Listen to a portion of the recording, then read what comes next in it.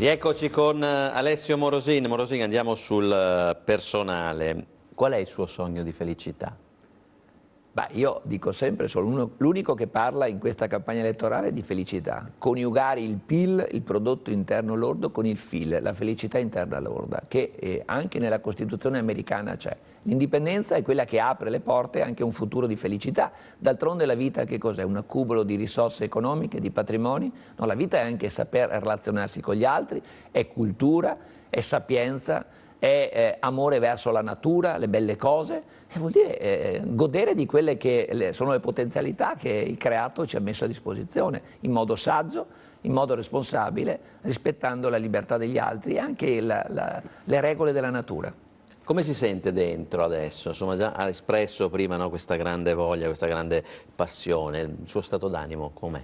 Ma io sono molto sereno, sto bene con me stesso, la gente lo percepisce, è una passione straordinaria per quello che faccio, ci credo, sono una persona positiva, sono una persona, dicono, anche contagiosa, non sono un velleitario, ho qualche difetto come tutti evidentemente, però per esempio non sono invidioso. Quando vedo che delle persone, il sentimento dell'invidia non lo provo, nelle persone che stanno bene io gioisco, se vedo uno che è felice, che ha fortuna, è una cosa che mi dà una gioia incredibile. Io sono in questo senso sì, poi ho altri difetti evidentemente. Però qual è il suo motto? Beh, sentito le sue parole potrebbe essere vivi e lascia vivere. Certo. Io credo a quel motto che dice la libertà del singolo è che quella che si coniuga con la libertà degli altri secondo un principio generale di tolleranza. È straordinario. Il problema è l'applicazione di questo e la vita infatti è difficile perché è la concreta applicazione di questi principi che trova poi dei limiti. Bisognerebbe che vi fosse meno egoismo, vi fosse più solidarietà, vi fosse più un senso di esaltazione nel senso nobile del termine di quelli che sono i valori identitari, perché quando si hanno dei grandi valori di partenza si può andare ovunque e ci si sente bene. Parliamo della sanità, Morosin, qual è la sua ricetta?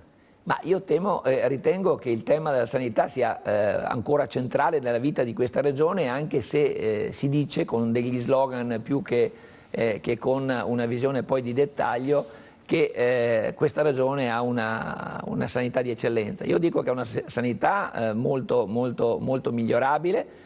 Pensiamo, io non credo che ci debba essere un parasanitario che quando io arrivo a pronto soccorso mi attribuisce un bollino, già questo mi dequalifica. La prestazione di pronto soccorso dovrebbe essere immediatamente affidata ad un sanitario senza tempi di attesa. Credo sia umiliante andare a un pronto soccorso, magari anche per una lesione, per un problema apparentemente non rilevante. E uno starà anche 5, 6, 10, mi dicono 12 ore di attesa per una prestazione sanitaria. Poi dico anche qualcosa in favore dei medici. Ho avuto come avvocato l'occasione di difendere e di trattare le questioni di malpractice medica, oltre talvolta da parte dei pazienti, talvolta da parte dei medici, e ho scoperto che ci sono dei medici di pronto soccorso in questa regione dove si dice che vi è l'eccellenza, che arrivano a dover dare 90 prestazioni continuative nell'arco del servizio delle loro 9, 8, 12 ore che fanno. Questo non è corretto, non è sintomo di una buona sanità, perché io credo che il medico quando ha le ultime 10-15 prestazioni non sia più lucido, non sia più sereno, certo, non sia nelle condizioni migliori. Poi i tempi di attesa, si dice ma noi siamo in grado in 24 ore di fare la famosa mammografia. Sì, quando c'hai già la patologia che sta devastando la paziente. In realtà l'attività preventiva che dovrebbe essere facilitata, se per avere la mammografia in attività preventiva mi ci vogliono 10, 12, 15, 16 mesi, evidentemente questa è una sanità che non funziona. L'80% del bilancio della regione è per la sanità, si può fare molto di più. Se avessimo le nostre risorse potremmo avere veramente una sanità come se lo merita questo territorio e la sua gente. Io credo che ci vuole meno politica all'interno del mondo delle ASL, ci vuole più tecnica, più tecnicismo e più risorse, una visione anche organizzativa migliore, che non è quella che avviene riducendo le ASL da 21 a 7 come sono le province più una eventualmente quella delle aziende universitarie. Ci vuole quindi meno improvvisazione in sanità, bisogna sentire di più gli operatori del settore, questo senz'altro.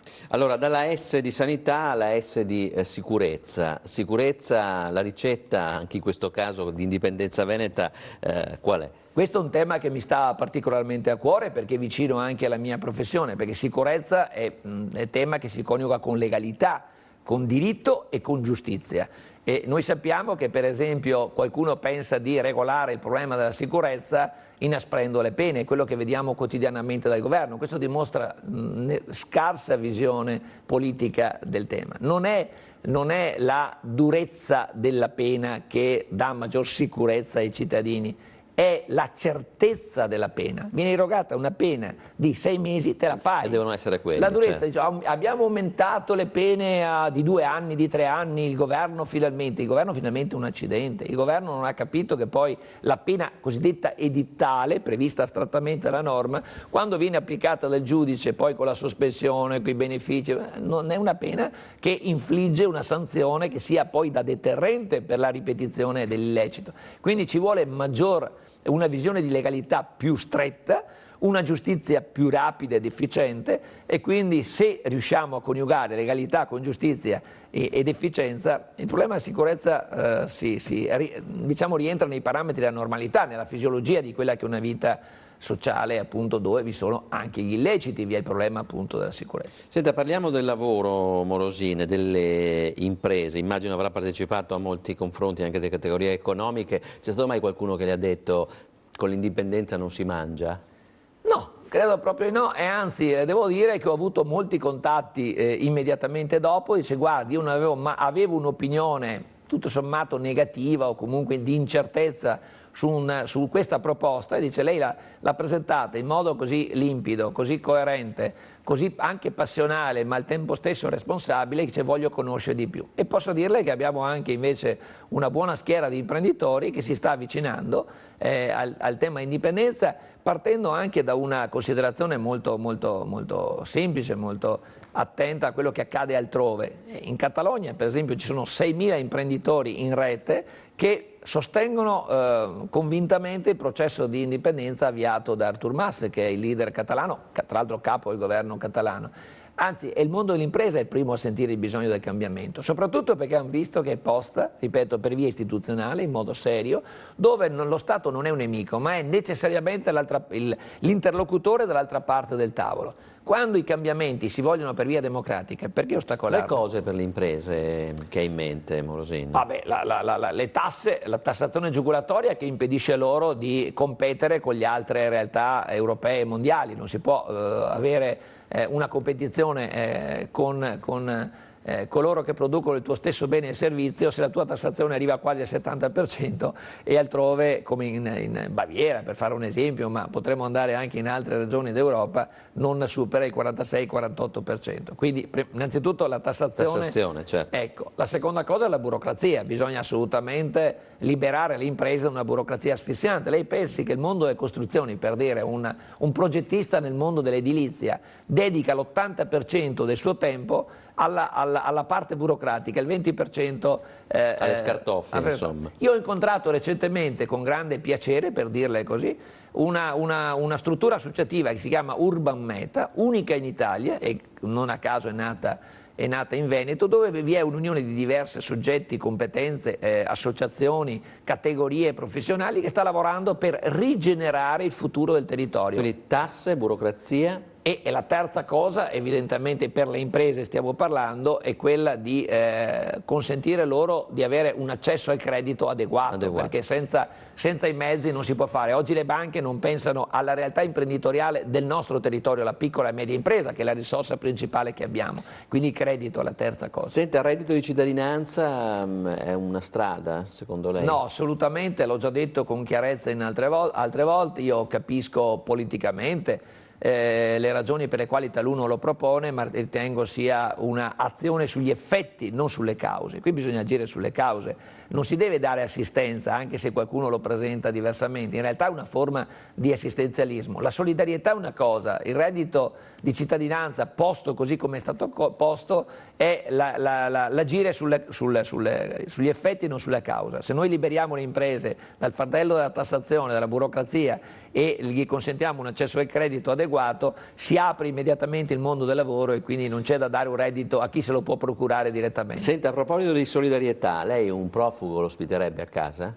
E se è un profugo evidentemente così accertato, io credo che coerentemente con le regole, i principi di solidarietà che noi da sempre manifestiamo come popolo veneto, non ci sarebbe alcuna difficoltà a dare un aiuto, ma lo dovrebbero fare, lo farebbero le istituzioni venete per prime, e quindi non si porrebbe un problema dei privati. Quello per esempio delle case private in affitto agli immigrati, non ai profughi genericamente considerati, in attesa di essere identificati eventualmente come profughi, è un'improvvisazione tra le tante che ha fatto questo governo dopo che i prefetti, l'ufficio territoriale del governo stesso, hanno detto non sappiamo più cosa fare. Allora liberiamo i privati, apriamo un'altra strada, un'improvvisazione, però non è una visione, una gestione, un governo del fenomeno immigrazione. Senta Morosina, come vorrebbe vedere il Veneto tra 5 anni? Ma posso dire una cosa che non ha toccato e probabilmente non toccherà mai nelle sue domande. Vorrei vederlo, per esempio, sventolare alle prossime Olimpiadi come una delle nazioni indipendenti che partecipa alla competizione olimpionica, ma lo vorrei libero da questo Stato che ci ha ormai massacrato con un prelievo fiscale che è insopportabile. Lo vorrei vedere dinamico com'è nella sua natura, lo vorrei vedere protagonista e rispettato nel mondo come un popolo che ama il lavoro, che ha il senso della solidarietà, che ha capacità di relazionarsi con tutti e non che vive in un provincialismo come qualcuno vorrebbe farci vivere, ma questa è l'Italia. Senta, Venezia, questa grande città, insomma, segnata anche dagli scandali recentemente, da dove deve ripartire? Di cosa ha bisogno? Venezia deve ritrovare se stessa innanzitutto. Venezia è una città straordinaria, un patrimonio di un valore inestimabile dal punto di vista ambientale, storico, architettonico, è un unicum indubbiamente, è conosciuta in tutto il mondo, è un'attrazione turistica straordinaria, quindi è altro che i pozzi di petrolio. Venezia è una bellezza, è una risorsa straordinaria. Di cosa ha bisogno? Ha bisogno innanzitutto di amministratori più competenti, ha bisogno di meno assistenzialismo, ha bisogno magari di essere la capitale del Veneto libera anche da tassazione, tipo una città-stato come sono le città anseatiche, città del nord, doveva già essere in un contesto italiano, ma quando diventiamo indipendenti la nostra capitale non potrà che volare in alto perché ha tutti i presupposti per essere recuperata. È abbandonata oggi Venezia, è sottopopolata, è sfruttata economicamente, c'è a spot qualcuno che interviene ma non c'è una visione complessiva, è un bene inestimabile di cui non abbiamo mai finora avuto la piena consapevolezza dell'importanza. Mancano pochi giorni alla fine della campagna elettorale, come chiuderà la campagna Morosini? Sicuramente con un comizio in piazza, io ne ho già fatti in Veneto, a Vittorio Veneto. Se non sono visti pochi in questa credo di essere l'unico, no, che ha fatto fatto comizi in piazza, da Vittorio Veneto a Caorle, l'altra sera, pochi giorni fa, al Palasport di Trissino, qualcuno è rimasto impressionato. Ma c'è gente che va a ascoltare il comizio? Il Palasport di Trissino pieno, si vedono le foto su Facebook, sui social network, pieno il Palasport.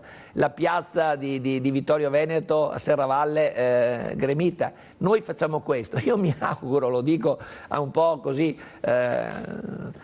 mi auguro che tutta questa attenzione si riversi poi. Sì, perché non vorrei... A proposito di questo, Morosini, convinca un elettore che dice no, io il 31 proprio me ne lavo le mani. Credo che questo sia l'appello più importante, perché effettivamente il partito più numeroso pare sia quello dei non votanti, e hanno ragione. Io sarei tra quelli, evidentemente, se dovessi scegliere tra quei competitori che mi trovo, che parlano di autonomia, parlano del passato, sono anche giovani, viva Dio, sono più giovani di me, ma non li vedo capaci di un salto verso il cambiamento.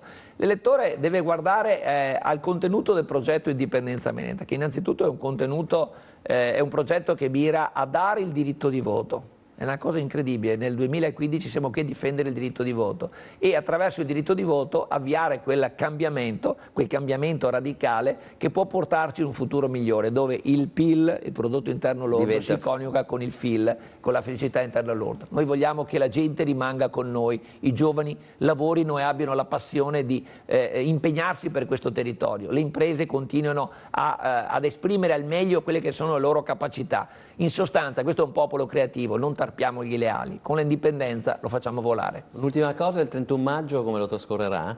Andrò a votare ovviamente. Quartier generale? Abbiamo una sede dove ci troveremo tutti quanti per seguire le elezioni, ma noi siamo sereni, siamo convinti che il 31 maggio saremo la vera, unica, bella sorpresa di questa campagna elettorale. Indipendenza Veneta vincerà queste elezioni perché non può tradire quello che è un impegno appunto che ci siamo dati, che è l'impegno unico del cambiamento, l'indipendenza veneta. Grazie ad Alessio Morosin, grazie